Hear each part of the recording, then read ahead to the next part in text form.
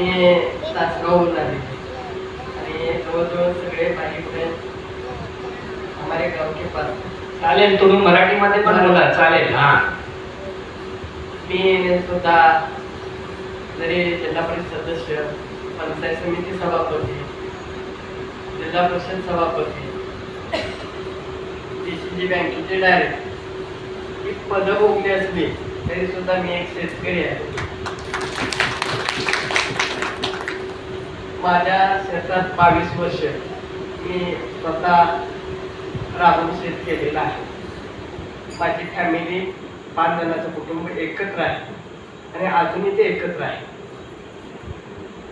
सांगायला अभिमान वाटतो, अभिमान म्हणण्यासारखं इथं नाही, तरी सुद्धा मला वाटतो अभिमान. कारण तासगाव तालुक्यातली शेती ही द्राक्ष बागेची शेती आहे, त्याचबरोबर ऊसाची शेती आहे. तुमचं पलीकडल्या सरांनी केलेलं भाषण, आईने केलेलं भाषण मला हिंदी समजतं. त्यांच्या भाषणातून त्यांनी सांगितलं की केमिकल न वापरता शेती पाहू, पण अलीकडं केमिकल शिवाय शेतीच नाही. आणि जरी एखाद्या शेतकऱ्यानं रासायनिक सोडून जर गांडूळ खतांचा, शेणखतांचा असा वापर जर करून जर शेती करायला प्रयत्न केलाच तर निसर्ग त्याला साथ देऊ शकतो. कारण त्याच्यावर अनेक प्रकारच्या रोगांची साथ येत असते. आणि खरं तर नॅचरल शेती करणं हे योग्य आहे. केमिकलमुळं शारीरिक सुद्धा लोकांना त्रास होतो आणि ते केमिकल खाण्यामुळं शरीराचा त्रास तर होतोच, पण लोकांची श्रद्धा परत दवाखान्याच्या पाठीमागे लागते. याचा अर्थ थोडा थोडा जर सर्वांनी बदल करायचा ठरवला तर नॅचरल शेती करायला काय प्रकल्प नाही. आणि तसे सल्ले आता अलीकडं बऱ्याचशा ठिकाणी मिळायला लागले. तुम्ही पण कोल्हापूरचे आहात असं मला समजलं. छाया पाटील, मी आम्ही एका बॅचला होतो. शेती हा तासगाव तालुक्याचा मुख्य व्यवसाय आणि जास्तीत जास्त जगप्रसिद्ध असलेली तासगावची द्राक्षे ही नाशिकचे द्राक्षाच्या पाठीमागं तासगावची द्राक्षे ही प्रसिद्ध आहे. पण अलीकडच्या काळात माणूस पैशाच्या पाठीमागं लागला आणि रासायनिक खतामुळे शेती चालू केली. भरपूर पीक यावं म्हणून अनेक प्रकारची औषधं खतं वापरली गेली, पण त्यापासून धोका आहे निश्चित आहे. तर नॅचरल शेती करणं योग्य आहे.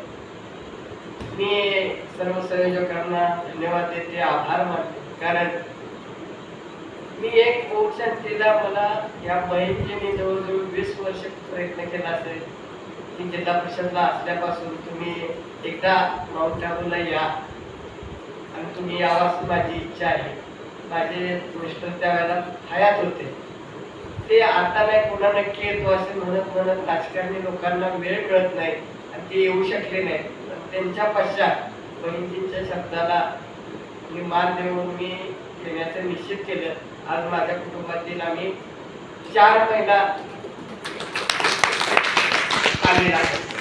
माझ्या 4ही जावा आहेत आणि असं आम्ही 4घी आलेलो आहोत. म्हणजे त्याचा अर्थ म्हणण्याचा काय, कुठलंही कार्य करत असताना त्या कार्याचा पुरेपूर फायदा मिळावा ही भूमिका होती. आता मशनरी रिटायर व्हायच्या वेळेला ती बुद्धी सुचली, पण निश्चितच शरीर जर थकलं असेल तर मन थकत नसतं, मनाला उत्साह असतो आणि त्या उत्साहानं आपण इथपर्यंत पोहोचायचा प्रयत्न केला.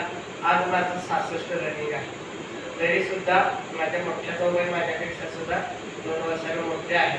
आणि अशा आम्ही जवळजवळ 60च्या मध्ये असलेले आम्ही 4घी महिला आणि माझ्या शेजारचे 40 आहे. असं आम्ही 6 जणी आहोत. मला एक महत्वाचं एक आहे, मला इथं येण्यानं जो आजच्या दिवसाचा एका दिवसाचा अनुभव आला तो खूप मोठा अनुभव. आठवड्याचे हे आम्हाला तुम्ही येताना आमचा एवढ्याला आमचा प्रवास झाला नाही तरी सुद्धा त्यांनी आम्हाला सुरक्षितरित्या इथपर्यंत पोहोचवलं आणि आज दिवसभर जे आम्ही अनुभवलं तो खूप खूप चांगल्या प्रकारे अनुभव आम्हाला त्यांचा आला. नशिबान आहोत रस्ता तुटलेला असताना सुद्धा आज वाहनं चालू झाली आणि त्यामुळे आम्ही तिथपर्यंत पोहोचलो ते आम्ही भाग्यवान आहोत. मला तुम्ही बोलण्याची संधी दिली. मी तुमच्या बाकीच्या बोलण्यापेक्षा माझंच प्रास्ताविक जास्त केलं होतं आणि राजकीय केलं. कुठेतरी ओळख सांगत असताना आज मी त्या क्षेत्रात होते म्हणून बहिणींना वाटतं की वरती येऊन बसावं. पण मला कुठल्याही गोष्टीचा अभिमान किंवा गर्व नाही.